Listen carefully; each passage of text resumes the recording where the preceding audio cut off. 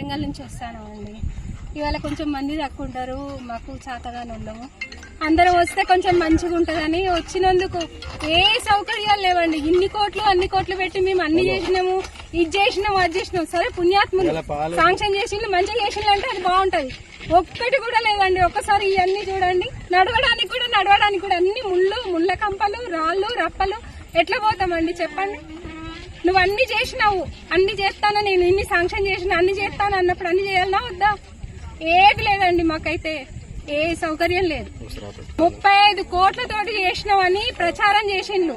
3 కోట్లు ఖర్చు పెట్టిందో లేదు అసలు. నిన్న వాళ్ళొచ్చి వీళ్ళొచ్చి అంటే మంత్రులు వచ్చినప్పుడే అయితేనే మంచిగా ఉంటాయి. కానీ మాలాంటి ప్రజలు మేమెన్నుకున్నోళ్ళే కదా, మరి మా పైసలే కదా, అన్ని మా డబ్బులతోటే మీరు అన్ని చేయిస్తామని అన్నారు కదా. మరి ఏవండి పైసలు తీసుకునే వరకేనా?